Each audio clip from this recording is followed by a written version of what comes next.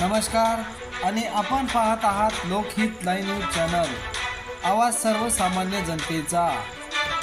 मराठा मावळा संघटना व छत्रपती शिवाजी महाराज अश्वारूढ पुतळा समिती यांच्या संयुक्त विद्यमाने पत्रकार परिषद संपन्न। सोमवार दिनांक 5 ऑगस्ट 2024 रोजी उमरखेड येथे मराठा मावळा संघटना व छत्रपती शिवाजी महाराज अश्वारूढ पुतळा समिती यांच्या संयुक्त विद्यमाने पत्रकार परिषद घेण्यात आली। या पत्रकार परिषदेला मराठा मावळा मराठवाडा अध्यक्ष पंढरीनाथ गोडसे, सौ कल्पना चव्हाण, मावळा संघटना विदर्भ संपर्क प्रमुख संतोष चव्हाण, छत्रपती शिवाजी महाराज अश्वारूढ पुतळा समिती उपाध्यक्ष गजानन देशमुख, मावळा संघटना विदर्भ अध्यक्ष अभय भैया पवार, मावळा संघटना यवतमाळ जिल्हा अध्यक्ष अमोल कदम, मावळा संघटना महिला यवतमाळ जिल्हा अध्यक्ष सुनीता प्रभाकर चव्हाण, मावळा विदर्भ कार्याध्यक्ष अरविंद चव्हाण, मावळा संघटना उपाध्यक्ष रमेश चव्हाण, परिमल चिंचोलकर व संघटनेचे अनेक कार्यकर्ते उपस्थित होते। 22 जुलैला आपण जे आंदोलन केलं त्या माध्यमातून 22 जुलै ते 22 ऑगस्ट हा त्यांना आपल्याला त्यांनी आपल्याला 1 महिन्याचा वेळ त्यांनी आपल्याकडनं मागून घेतला त्यांच्या पैशाची। तर आज 13वा-14वा दिवस आहे, 16वा दिवस आहे, आज आपल्या साखळी उपोषणाचा 15वा दिवस आहे।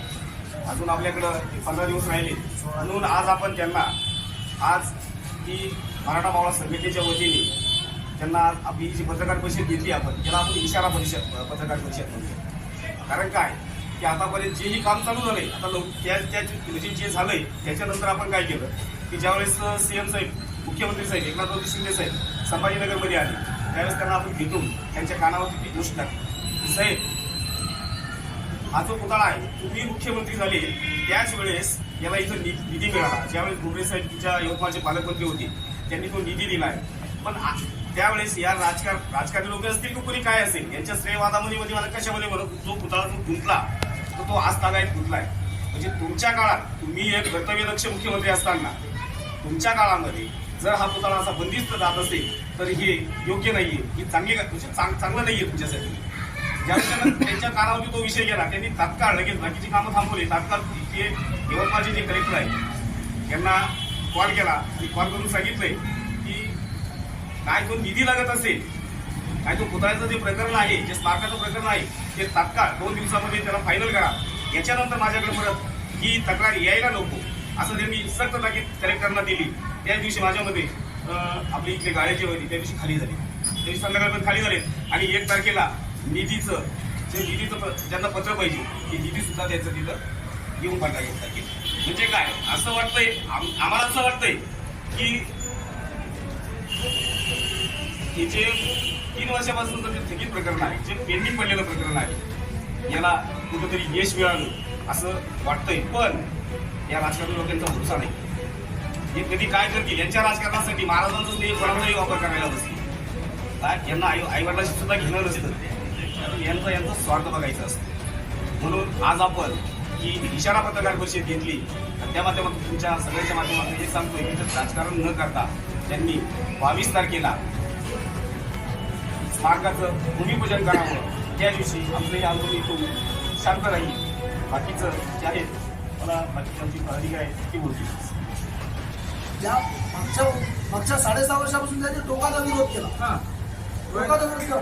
आमच्या आंदोलन मागच्या 16 दिवसापासून समितीचं आंदोलन चालू आहे, मराठा मावळा संघटना आणि कृती समितीचं, पण त्या आंदोलनाला आता हे संघटन जे आहे हे विदाऊट राजकीय विषय मराठा मावळा संघटन आपलं प्रॉपरचा आम्हाला माहित आहे की तुम्ही काँग्रेसमध्ये आहे, असू शकते की तुम्ही त्याचं नेतृत्व करायला संघटनेच्या माध्यमातून तुमच्या माध्यमातून त्यांच्यापर्यंत पोहोचवा की येणाऱ्या 22 तारखेला स्मारकाचं काम चालू व्हावं, अन्यथा येणाऱ्या जबाबदाऱ्याला म्हणजे आता जे झालंय तुम्हाला पहिलं होतं त्यानंतर आपण काय म्हणूया फक्त टेलर ना टीचर बाकी त्यांना येणाऱ्या 22 तारखेच्या नंतर 22 तारखेला रात्री 12 वाजेपर्यंतचा टाइम शिव.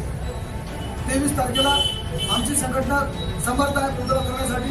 मग जे होईल होणाऱ्या कोणत्याही परिणामाला समोर जायची आमची तयारी आहे. सगळ्यात मोठी पप्पा आहे 100 ग्राम. आमच्याकडे जागेला विरोध होता, महाराजांना थोडी विरोध होता. छत्रपती शिवाजी महाराज चौक असताना बाबासाहेबांच्या चौकामध्ये पुतळा कशात आहे? आमचं आंदोलन याच बेसवर सुरू झालं. फोटो पाठवतो. त्याची गती होती ते म्हणजे आणि यार काय लावलं हे कोण कुठून आले मराठा मावळा आणि कुठून आले म्हणजे काय पाकिस्तानमधून थोडी आले कुठून आले म्हणजे पाकिस्तानमधून आले का आणि तुम्ही काय घेताय तुम्ही या गोष्टी तुमचा काय संबंध तुम्ही कसं म्हणता 30 ऑगस्टला करू मी तुम्हाला अगोदरच सांगितलं की कुठल्याही राजकीय पक्षाच्या माणसाने तो कोणीही असेल फक्त भाजपचा असेल काँग्रेसचा असेल किंवा कुठल्याही राजकीय पक्षाचा असेल त्या माणसाने मला त्यांना एक प्रश्न करायचा आहे मराठा मावळा पाकिस्तानमधून नाही आली ती महाराष्ट्रामधील आहे तो अधिकार आहे प्रत्येकाला शिवाजी महाराजांविषयी लढण्याचा असेल या अस्मिता जपायचं असेल हा अधिकार आहे तर ते कोण म्हणणार आहे. दुसरी गोष्ट त्यांनी पत्रकार परिषद घेतली त्या पत्रकार परिषदेत ते म्हणताय की 31 ऑगस्टला आम्ही करूया. तुम्ही कोण करणार आहे बाबा तुमचा काय संबंध आहे नगर परिषदेमध्ये तुम्ही तिथं सीओ आहात तुम्ही आमदार आहात का तुमचा जर काही संबंध नसताना तुम्ही असं करताय म्हणजे याचा अर्थ असा आहे की तुम्हाला राजकीय फायदा घ्यायचा आहे का. मग याचा अर्थ असा बी होतो की 2-3 वर्षापासून तुम्हीच तो बंदिस्त करून ठेवलाय असा आमचा त्यांच्यावरती स्पष्ट आरोप असेल. आहेच ना ते विषय हा आमचा त्यांच्यावरती स्पष्ट आरोप असेल. मग असा आता विषय आला उपोषण करण्याचा. ते संतोष चव्हाण बाहेरून आले म्हणून ते त्याची ओरड आहे.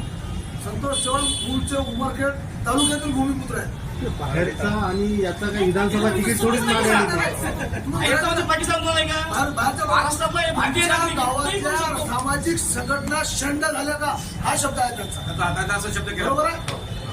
गावातल्या सामाजिक संघटना शंड झाल्या की नाही ते मला माहित नाही पण राजकीय पक्ष शंड झाले.